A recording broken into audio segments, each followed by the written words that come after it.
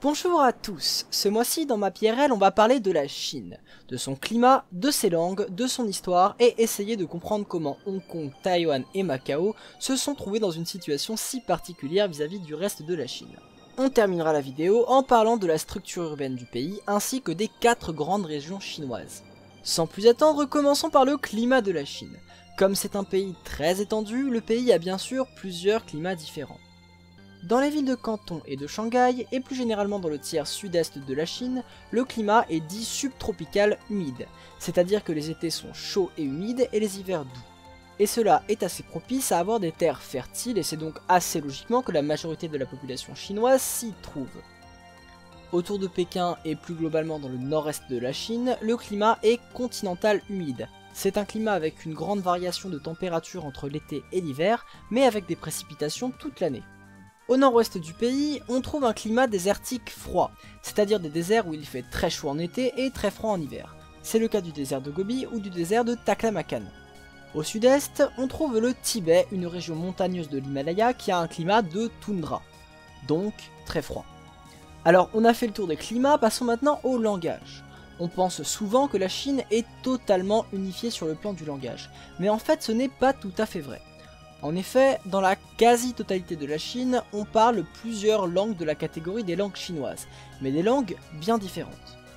Les 3 langues principales sont le mandarin, parlé autour de Pékin dans le nord et l'ouest, et qui est de loin la langue majoritaire et la seule langue officielle, le cantonais, parlé dans le sud, autour de Canton, et le wu, parlé autour de Shanghai.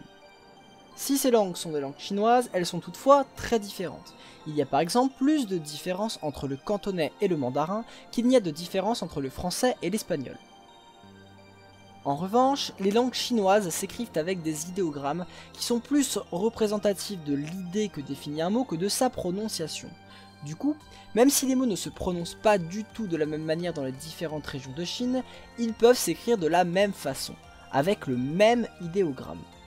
Donc, pour résumer très grossièrement ce que j'ai compris, c'est que 2 Chinois ne vont pas pouvoir se comprendre à l'oral, mais pourront à l'écrit. C'est pour ça qu'on parle le mandarin, qu'on parle le cantonais et qu'on parle le wu, et qu'on écrit en chinois. C'est aussi pour ça que quand vous tapez un mot dans Google Traduction, ce dernier ne va pas vous proposer de le traduire en mandarin, mais va bien vous proposer de le traduire en chinois simplifié ou en chinois traditionnel, c'est-à-dire 2 manières d'écrire les idéogrammes. Plus occasionnellement, on peut trouver d'autres langues en Chine.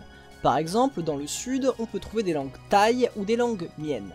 Dans l'ouest de la Chine, on trouve aussi la région du peuple ouïghour, un peuple musulman qui parle une langue altaïque, c'est-à-dire une langue cousine éloignée du turc.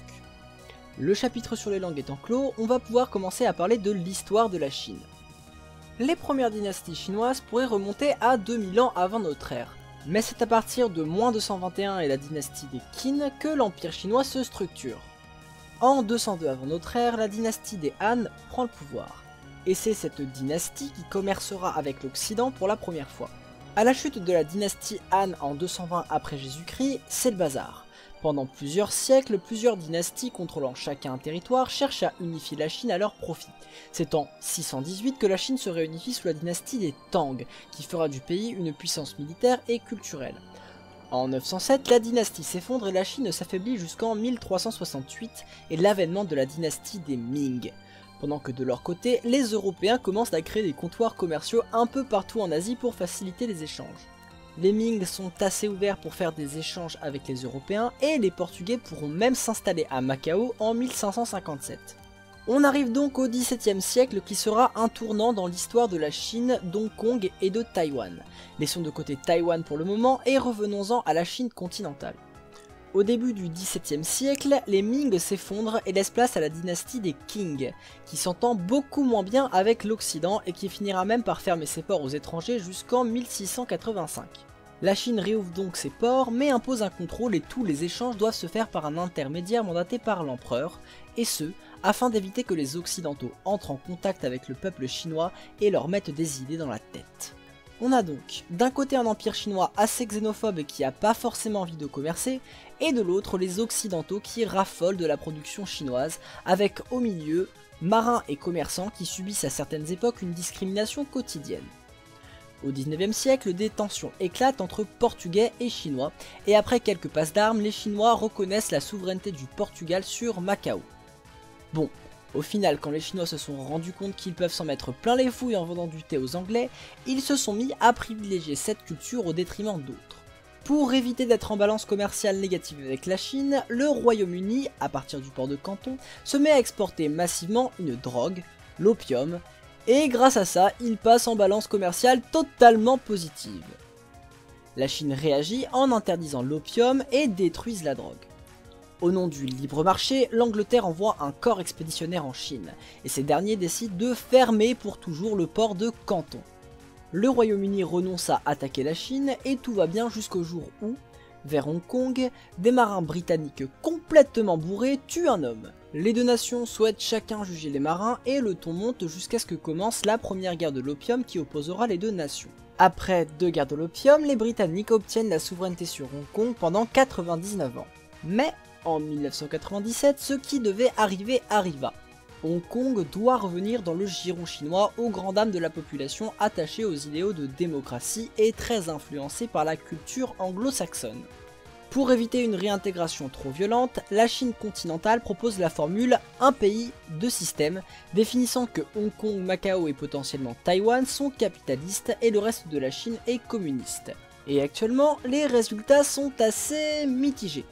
Si ça a l'air de convenir à Macao, à Hong Kong, c'est un échec total et la population est à bout. Quant à Taïwan, ils ont purement et simplement refusé le concept. Puisqu'on parle de Taïwan et que je vous ai promis de revenir au XVIIe siècle pour en parler, rembobinons donc notre histoire pour parler de la situation de Taïwan à cette époque. Donc, au début du siècle, l'île est occupée par des aborigènes austronésiens. En 1624, des colons hollandais s'installent à Taïwan et finissent par dominer la région. En 1662, les Hollandais se font virer de l'île par les Chinois qui prennent possession des lieux. Les aborigènes restent, mais avec l'afflux de migrants chinois, les aborigènes doivent s'assimiler. Seuls les aborigènes des montagnes sont à peu près tranquilles grâce à la création d'une frontière au-delà duquel les Chinois ne pouvaient pas s'aventurer. Frontière qui tiendra jusqu'en 1875. En 1874, une guerre éclate entre Chinois et Japonais, rapidement gagnée par les Japonais l'année suivante. Ces derniers obtiennent la souveraineté sur Taïwan lors du traité de paix. Pour résister contre l'occupation japonaise, les notables taïwanais proclament la création de la République de Taïwan indépendante, mais qui reconnaît la souveraineté chinoise sur le territoire. Pas très cohérent tout ça. Cette république durera 5 mois avant que le Japon remette la main militairement sur l'île. En 1911, une révolution bourgeoise met fin à l'Empire de Chine et la République est proclamée avec des nationalistes à sa tête. De leur côté, les Japonais tentent de nipponifier l'île jusqu'à ce que la Seconde Guerre mondiale éclate et qu'en 1945, le Japon finisse par perdre la guerre et rétrocéder l'île à la Chine capitaliste. Problème, les Chinois se comportent comme une puissance coloniale envers Taïwan, écartant de l'administration les Taïwanais. Et en 1947, le gouvernement décapite l'élite intellectuelle taïwanaise. Sur le continent, les communistes sont en train de gagner et les nationalistes capitalistes se réfugient à Taïwan. Les capitalistes étant protégés par les Américains, les communistes n'envahiront pas Taïwan. Par contre, le gouvernement chinois qui contrôle Taïwan et le gouvernement chinois qui contrôle la Chine continentale continuent de revendiquer la souveraineté totale sur l'ensemble de la Chine. Et c'est pour ça qu'actuellement Taïwan n'est pas reconnu comme un État indépendant. Ces derniers se considèrent comme faisant partie intégrante de la Chine, et historiquement le gouvernement taïwanais revendique la souveraineté totale sur l'ensemble de la Chine continentale. En fait, la Chine et Taïwan actuellement, c'est un peu comme une guerre civile qui n'aurait jamais pris fin. Les deux factions contrôlent chacun une zone différente et revendiquent l'intégralité du territoire. C'est pour ça que Taïwan n'a pas revendiqué son indépendance sur le plan juridique. Elle fait donc officiellement partie de la Chine, mais dans les faits, elle est totalement indépendante du reste de la Chine. Et pour le coup, aucune des deux factions ne nie les choses telles qu'elles sont. Pour le coup, c'est assez dur de voir comment les choses vont évoluer. Une réunification paraît compliquée vu les différences des deux territoires, et Taïwan ne peut pas demander officiellement son indépendance car elle serait probablement attaquée militairement par la Chine. Au final, le statu quo semble parti pour durer, mais avec la rétrocession de Hong Kong, tout peut péter. Et pour caser un mot sur l'actualité de Hong Kong avant de parler de la structure urbaine de la Chine, je me demande si la rétrocession de Hong Kong à la Chine n'est pas une sorte de piège qui est en train de se refermer sur la Chine. Le peuple hongkongais étant très attaché à la démocratie, ils ont beaucoup de mal à accepter l'autoritarisme de Pékin. Et s'ils venaient à demander leur indépendance, la Chine ne pourrait pas l'accepter, car sinon d'autres peuples comme les Ouïghours ou les Mongols pourraient également faire de même. Et c'est évidemment aussi le cas pour Taïwan. Allez, je pense qu'on peut refermer le chapitre Histoire et géopolitique et passer à l'analyse de la structure urbaine de la Chine. Commençons par afficher nos courbes du pourcentage de la population multiplié par le classement.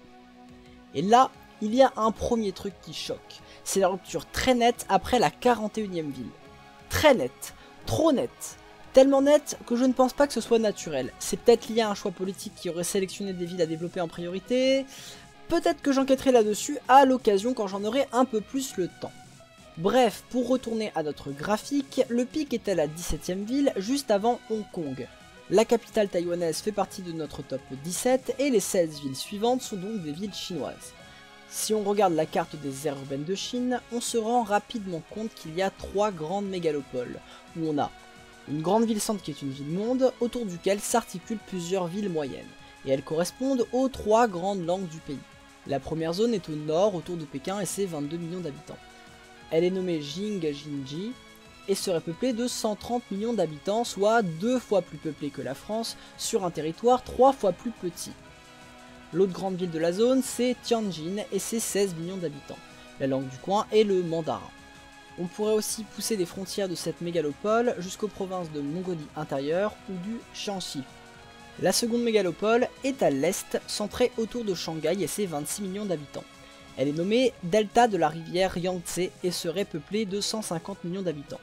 La langue du coin est le Wu. La dernière grande mégalopole est celle du delta de la rivière et des Perles, composée de 70 millions d'habitants mais qui est de loin la plus dense des 3. Elle est centrée autour de la ville de Canton et ses 23 millions d'habitants et comprend aussi Hong Kong et Macao, et on pourrait élargir cette zone aux grandes villes à l'est que sont Shantou et Xiamen. En dehors de ce top 3, on peut trouver plusieurs autres grands ensembles, comme le bassin du Sichuan, qui réunit les villes de Chengdu et de Chongqing, qui avec 15 millions d'habitants chacune, sont dans le top 6 des villes chinoises en termes de population, juste après Shanghai, Canton, Pékin et Tianjin. Il y a aussi la région du Dongbei, au nord, anciennement appelée Mandchourie, qui se trouve au carrefour de la Chine, de la Corée et de la Mongolie, et ça se ressent dans la cuisine locale. On peut aussi citer les villes de Xi'an et ses 13 millions d'habitants, connus pour être la capitale de la dynastie Qin et le point de départ des routes de la soie, ainsi que Wuhan et ses 11 millions d'habitants qui tentent de structurer la région du moyen Yangtze. Vous le savez, j'adore découper des régions, et aujourd'hui ne fera pas exception à la règle. On l'a vu, la Chine est tiraillée entre plusieurs centres urbains et plusieurs langues, paramètres qui sont tout à fait propices à l'émergence de plusieurs grandes régions dans le pays. En se basant sur la langue et sur la structure urbaine, on va distinguer 4 grandes zones de taille à peu près comparable. Pour notre première grande zone, on peut commencer avec les provinces autour de Canton, dans lequel, hormis le Wu de Shanghai, sont parlées toutes les langues chinoises du sud. Cette région correspond à environ un quart de la population chinoise. Ensuite, on a la mégalopole de Shanghai qui s'étend sur la zone où l'on parle le Wu et le mandarin de l'Est. Poursuivons avec pour troisième zone la mégalopole autour de Pékin, auquel on peut potentiellement rajouter le Dongbei ainsi que l'autre province qui forme le pourtour de la mer Bohai. Dans cette région, on parle le mandarin du Nord. La quatrième et dernière région, c'est la Chine intérieure, qui a en son centre le bassin du Sichuan. Cette grande région comprend aussi toutes les provinces dans lesquelles on parle le mandarin du sud-ouest, ainsi que toutes les régions sur lesquelles passent les routes de la soie. Des 4 régions listées, c'est la seule qui est multipolaire avec 4 grandes villes. Chongqing et Chengdu dans le bassin du Sichuan, Xi'an situé juste à côté, au nord du bassin du Sichuan, et Wuhan à l'extrémité est de la zone de locution du mandarin du sud-ouest. Reste à caser la province du Henan, pile au centre, qui semble plus proche linguistiquement de Pékin, mais dont la zone la plus dense est plus proche géographiquement de Shanghai. Bref, faut voir pour cette dernière province, mais pour le moment je préfère plutôt la caser avec Shanghai. Avec ce découpage, on obtient 4 zones ayant des populations à peu près comparables, des caractéristiques communes et s'articulant autour d'un des 4 grands bassins de population du pays. Voilà, cette vidéo est maintenant terminée. Si ça vous a plu, vous pouvez lâcher un like et vous abonner. Et si cette vidéo n'a pas été censurée par le Parti communiste chinois, vous pouvez me le notifier dans les commentaires.